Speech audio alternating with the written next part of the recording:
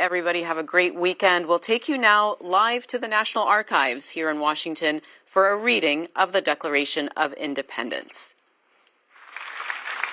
The Army, Navy, and Marines were all formed by the Continental Congress in 1775, and the National Archives holds those documents.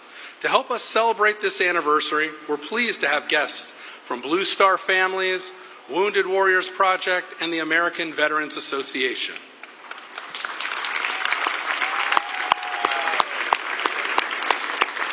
We have a number of special guests here today, but none as special as our service members. If you served in the military or currently serve our nation, please stand or wave your hand to be recognized.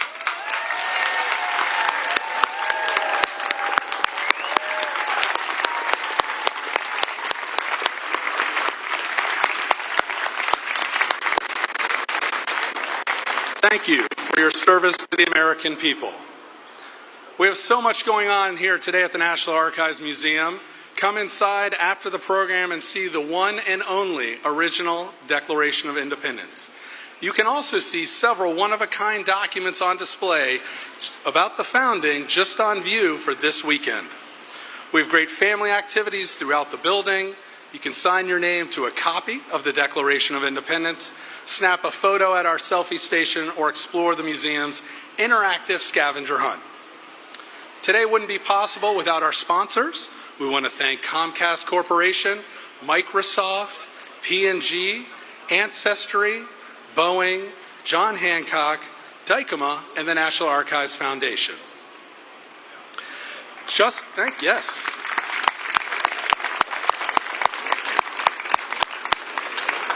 as our military has a long, proud history with many chapters, the National Archives holdings reflect our one nation of many stories.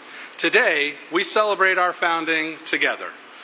We have Fife and Drum Corps, a reading of the Declaration, and musical performances, and a special surprise at the end that you won't want to miss. Now, please stand if you're able, remove your hats, and turn towards the flag on either side of the building for the singing of the national anthem by Master Sergeant Caleb Green, U.S. Army, retired.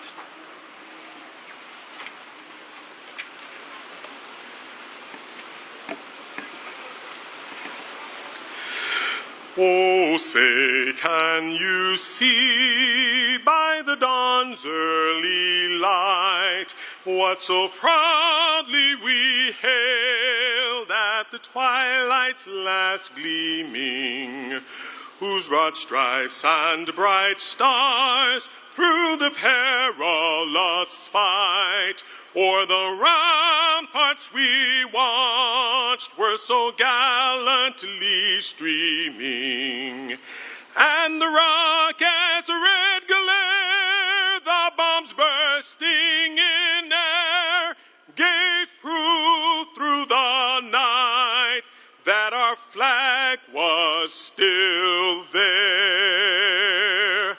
Oh, say, does that star-spangled banner yet wave o'er the land of the free and the home of the brave?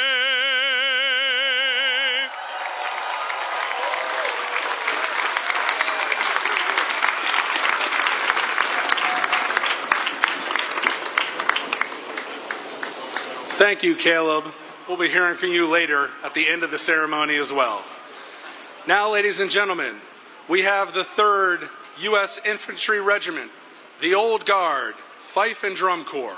Their uniforms are from the Revolutionary War era, and so is their music. I'm pleased to present Command Sergeant Major Lutricia Fields to narrate the performance. Please join me in welcoming the Old Guard, Fife and Drum Corps from Joint Base Myers-Henderson Hall in Arlington, Virginia.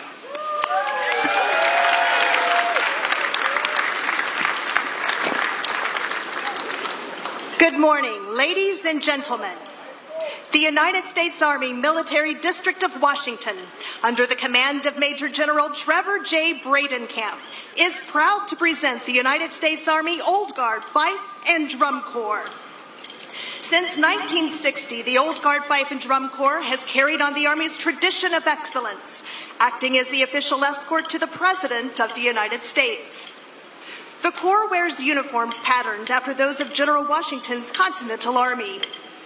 In order to be easily identified, military musicians were the reverse colors of their assigned regiment. At that time, American infantry soldiers wore blue coats with red facings. Thus, the musicians wore red coats with blue facings. During the Revolutionary War, sounds of the fife, bugle, and drum could be heard across the battlefield as brave soldiers fought for our nation's independence. Ready, run.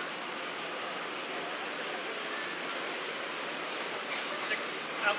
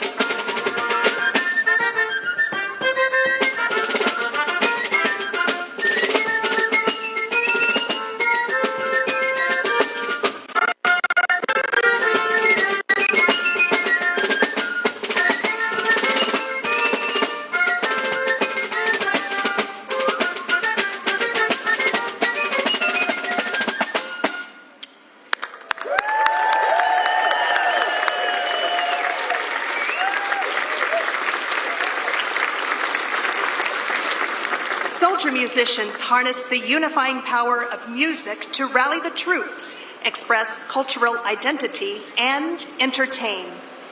On the night of Paul Revere's historic ride, bugler Abel Benson also rode, sounding the alarm. Zeal Lew served as a fifer and drummer in 2 American wars and was praised for his bravery at the Battle of Bunker Hill.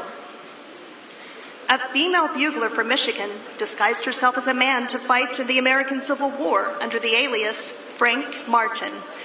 Alexander Johnson, a drummer and Civil War veteran, brought music back to his community by establishing a drum and bugle corps. Soldier musicians have been influential in shaping our nation's history. We're honored to highlight their individual contributions and recognize their selfless service.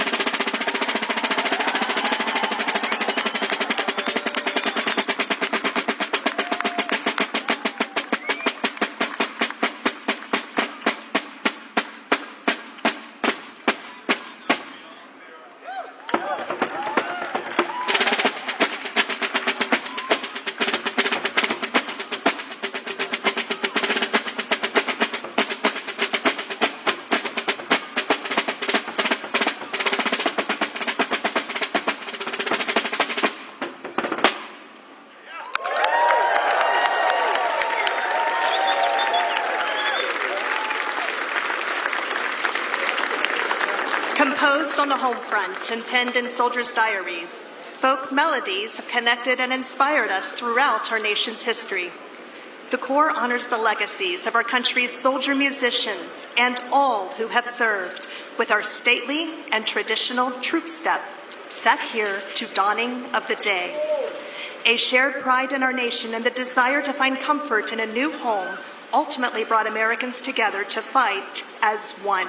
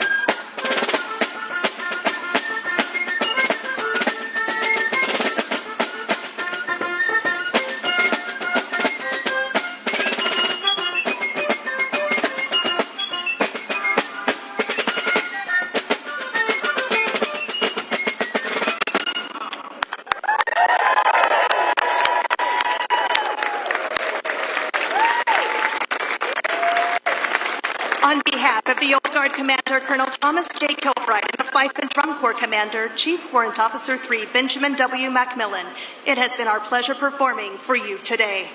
Drum, roll, up.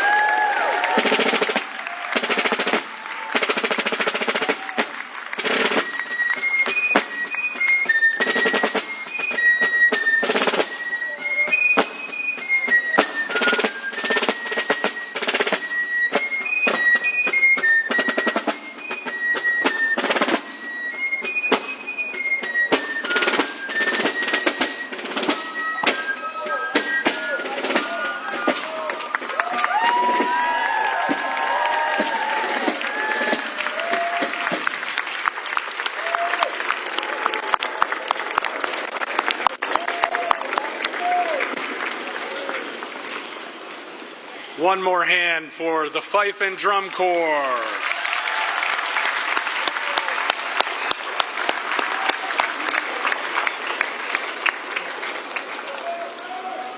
The National Archives is the permanent home of the Declaration of Independence. Despite Nicolas Cage's attempts to check out the back, it's here under the watchful eyes of the archive staff.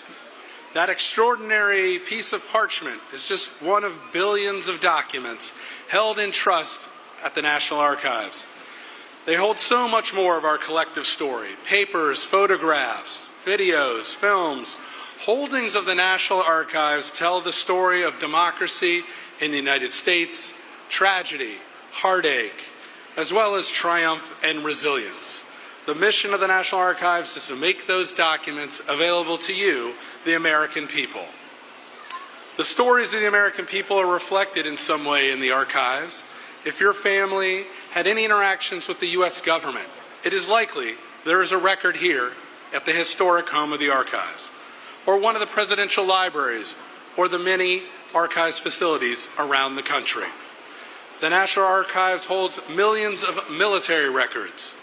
If you had a relative who arrived at Ellis Island or Angel Island, those arrival documents are here. Letters to the presidents, land records, census records. It's all preserved by the National Archives and Records Administration. The incredible staff is ready to help you research your own history at the Archives. And the Foundation is honored to support that mission and invites you to become a member or a donor and join us to advance that work at the National Archives. And now for today's keynote. Retired Navy Commander Everett Alvarez Jr. was the first American aviator shot down and captured over Vietnam in 1964. He was the longest held prisoner of war in North Vietnam for 8.5 years. He holds numerous military decorations, including the Silver Star, 2 Legions of Merit, the Distinguished Flying Cross, 2 Bronze Stars, and 2 Purple Hearts. In addition to his distinguished military service, Mr. Alvarez is a lawyer, author, entrepreneur, and executive. He served as the Deputy Director of the Peace Corps, Deputy Administrator of the VA, and Chairman of CARES Commission. He has authored 2 books about his experience in Vietnam and is a member of the Vietnam War Commemoration. Commander Alvarez, we are honored you chose us today to spend your time. Thank you for your service. Please welcome Commander Everett Alvarez.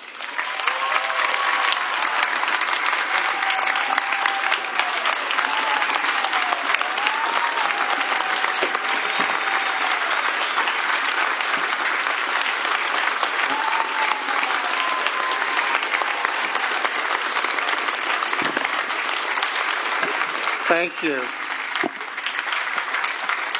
Thank you very much. Good morning and happy Independence Day. What an incredible honor it is to be here with you, standing in front of this very building, the National Archives, home to the very documents that gave birth to our nation. And what an honor it is to join you in celebrating the freedom that they represent. Too often, we tend to take these freedoms for granted. Too often, we don't even think about them. They're part of our daily lives, but we're not aware of them until the day comes when we have lost them. So I stand here not just as a veteran, but as someone who has seen the true cost and the true power of liberty.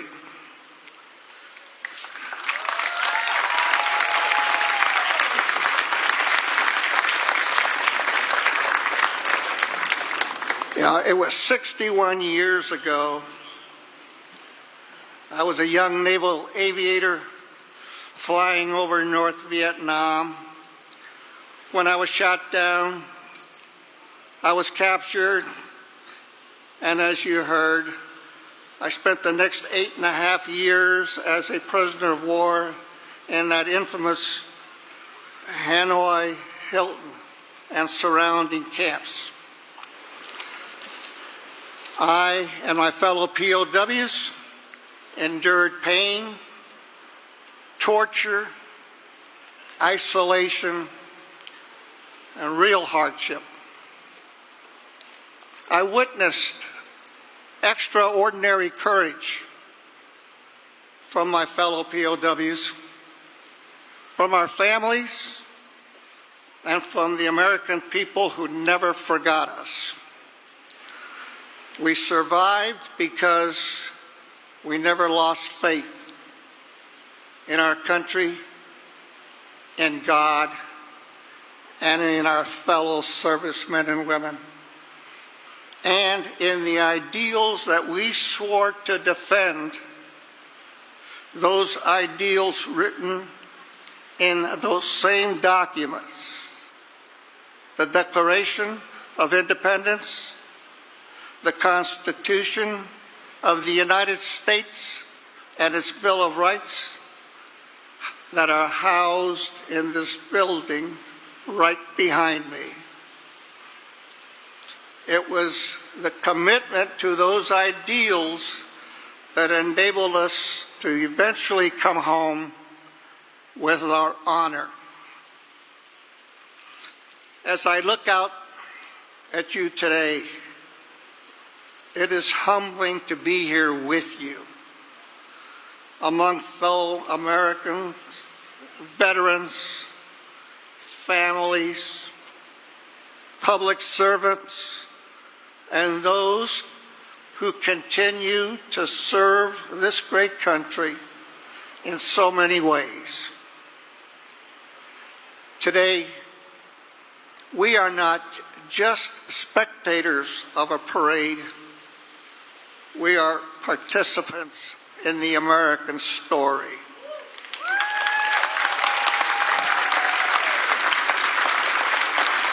This year, we are celebrating, or will celebrate, other parts of that story. As Director Madden pointed out, this past month we celebrated the 250th anniversary of the United States Army. In October, we will mark the 250th anniversary of the United States Navy. And in November, the 250th anniversary of the Marine Corps.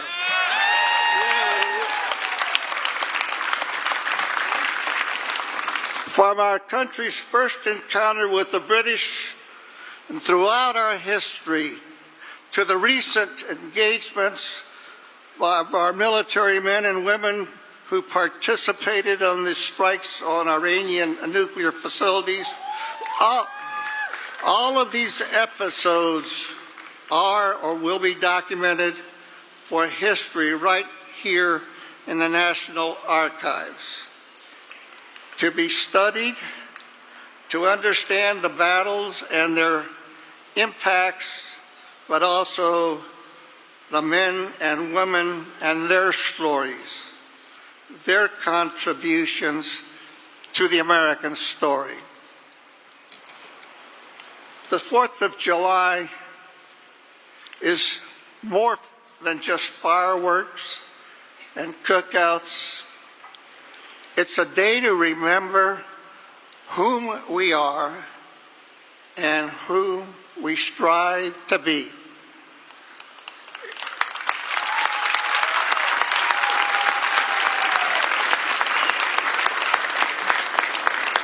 It's a day to celebrate our founding principles.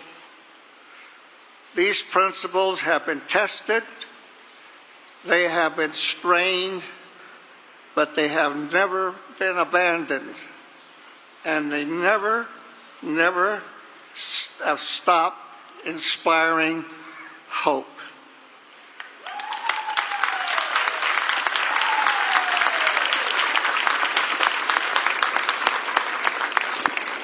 As I look around this great city and all the flags waving proudly, I am filled with gratitude.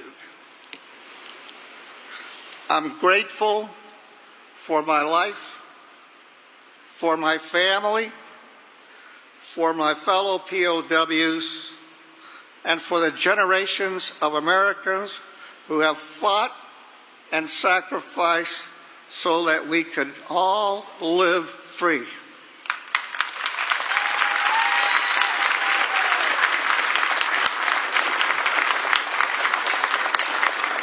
So, thank you all. Enjoy the festivities of today. May God bless you, and may God bless the United States of America. Thank you.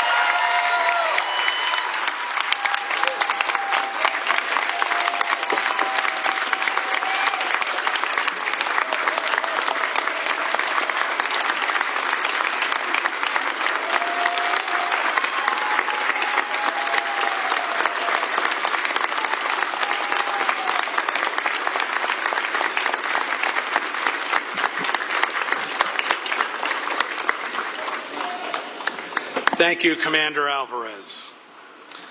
And now I'm happy to introduce a very distinguished group of people who will read the Declaration of Independence. Our first three readers, General George Washington, General Marquis de Lafayette, and Mrs. Abigail Adams. Next, to read the grievances against King George III, we have three of our leaders of the Second Continental Congress, Mr. Thomas Jefferson, Mr. John Adams, and Dr. Benjamin Franklin.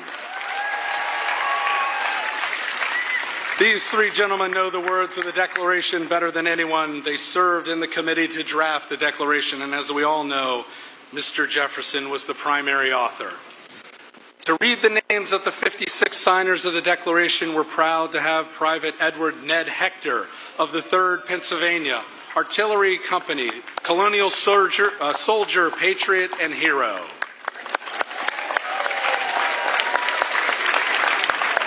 And finally, we need more audience participation, just as our colonial forefathers would have had. As our special guests read the grievances against King George, watch for our volunteers and James Fortin, a privateer during the Revolution, holding signs to tell us when we will express our displeasure with a hearty boo to the King. And now, the Declaration of Independence.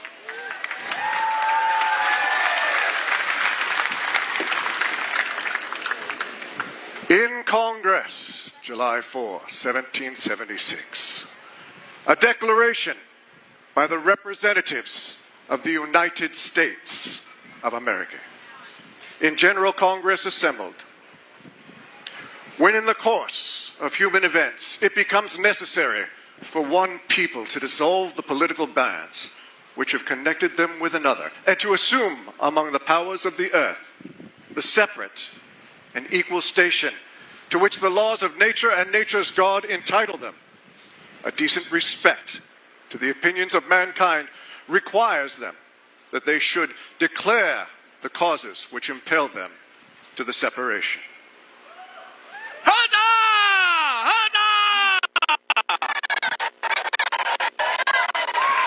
We hold these truths to be self-evident, that all men are created equal, that they are endowed by their Creator with certain unalienable rights, that among these are life, liberty, and the pursuit of happiness.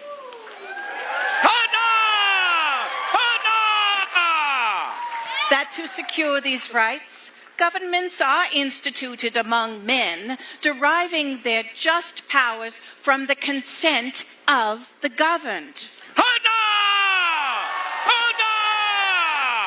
That whenever any form of government becomes destructive of these ends, it is the right of the people to alter or abolish it and to institute new government, laying its foundation on such principles and organizing its powers in such form as to them shall seem most likely to affect their safety and happiness.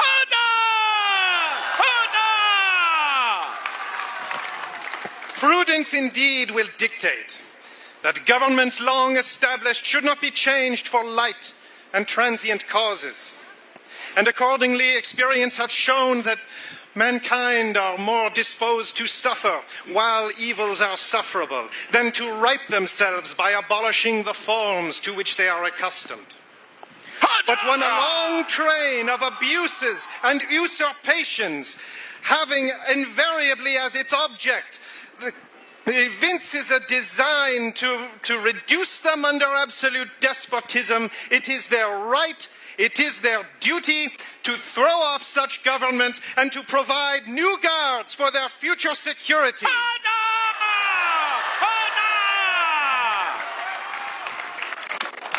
Such has been the patient sufferance of these colonies, and as such is now the necessity which constrains them to alter their former systems of government.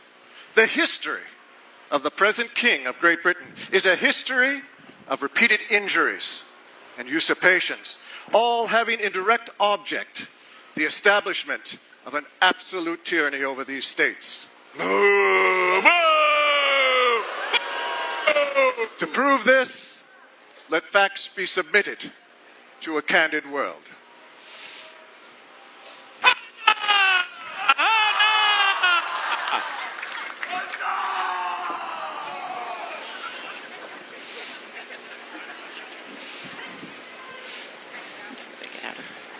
He has refused his assent to laws, the most wholesome and necessary for the public good.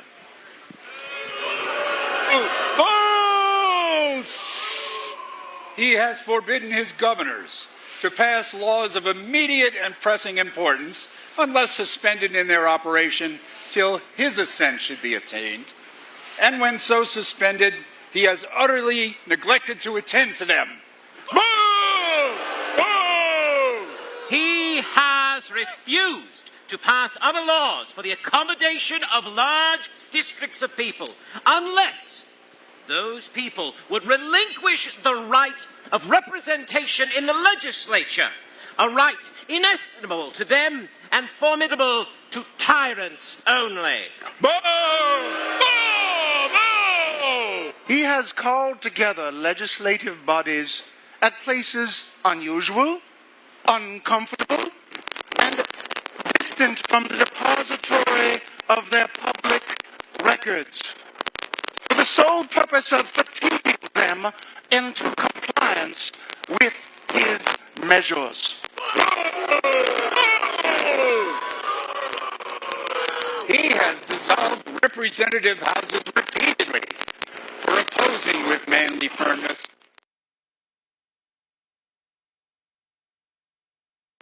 We seem to be having a technical issue with our signal from this live event. We are working to resolve the issue, and we hope to resume our live coverage shortly.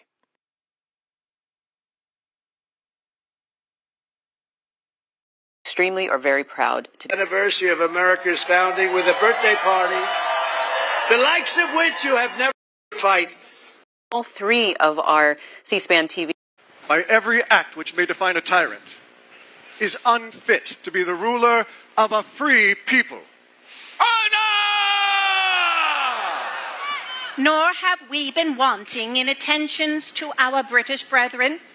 We have warned them from time to time of attempts by their legislature to extend an unwarrantable jurisdiction over us. We have reminded them of the circumstances of our emigration and settlement here. We have appealed to their native justice and magnanimity, and we have conjured them by the ties of our common kindred to disavow these usurpations, which would inevitably interrupt our connections and our correspondence.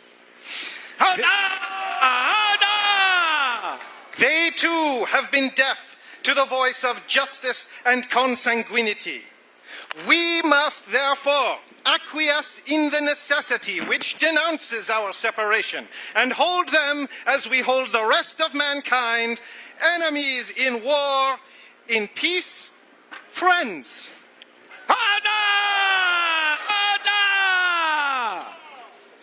We, therefore, the representatives of the United States of America, in General Congress assembled, appealing to the supreme judge of the world for the rectitude of our intentions, do, in the name and by the authority of the good people of these colonies, solemnly publish and declare that these united colonies are, and of right ought to be, free.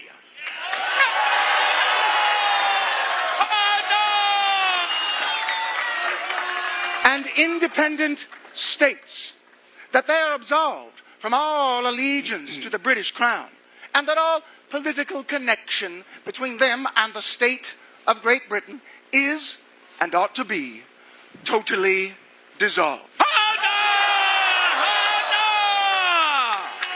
And that as free and independent states, they have full power to levy war, conclude peace, contract alliances, establish commerce, and to do all other acts and things which independent states may of right do. And for the support of this declaration, with a firm reliance on the protection of divine providence, we mutually pledge to each other our lives, our fortunes, and our sacred honor.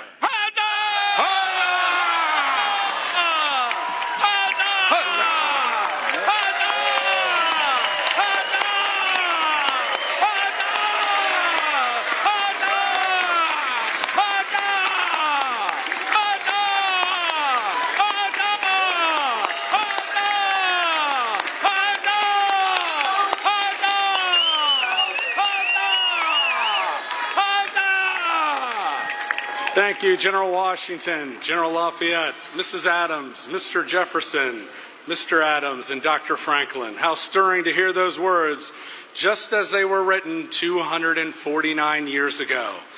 Now, Private Hector will read the names of the states and the signers of the Declaration.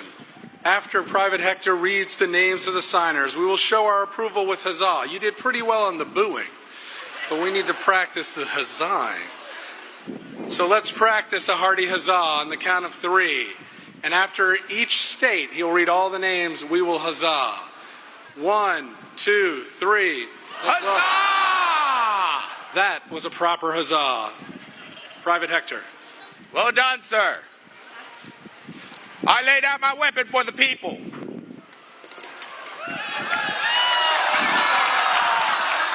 And I will tell you, I will pick the weapon up if needed. Which one of you would put your signature to your own death warrant?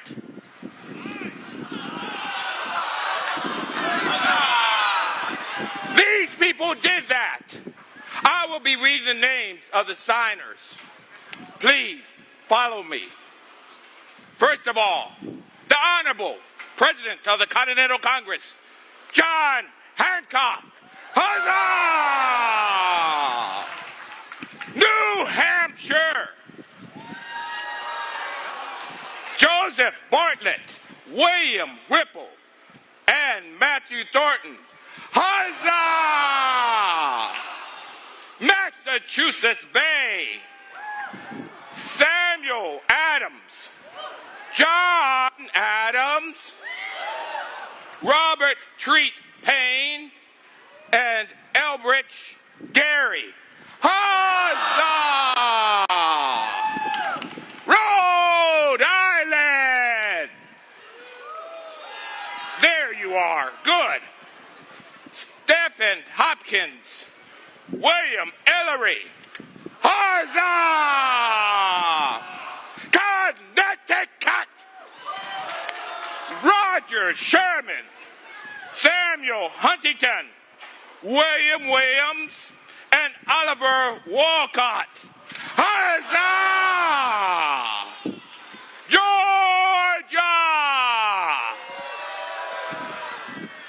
Button Gwinnett, Lyman Hall, George Walton. Huzzah! Maryland, Samuel Chase, William Baker, Thomas Stone, Charles Carroll of Carrollton, huzzah! Virginia! George Wythe, Richard Henry Lee, Thomas Jefferson. I see you know this man. Good. Benjamin Harrison, Thomas Nelson Jr., Francis Lightfoot Lee, and Carter Braxton. Huzzah! New York. Yes. William Floyd, Philip Livingston, Francis Lewis, and Lewis Morris. Huzzah!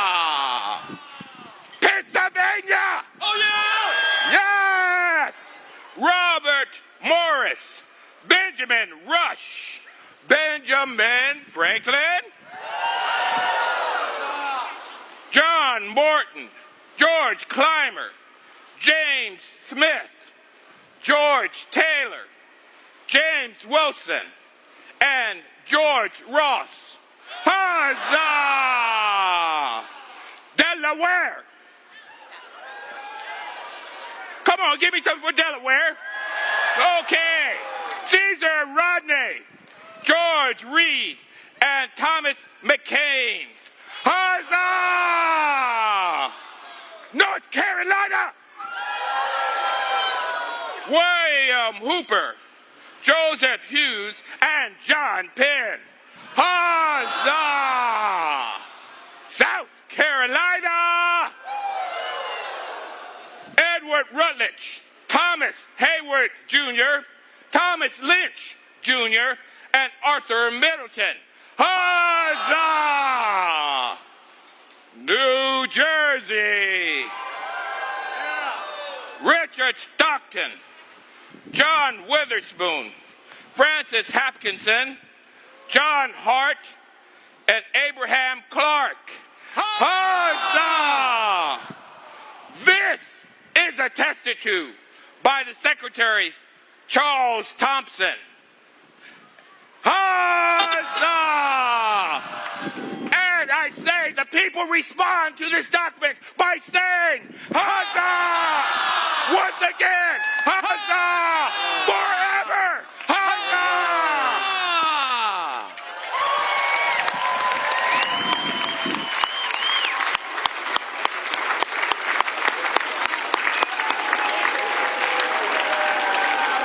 Thank you, Private Hector. Now to conclude our program, remain seated as we welcome back Master Sergeant Caleb Green, who will sing America the Beautiful.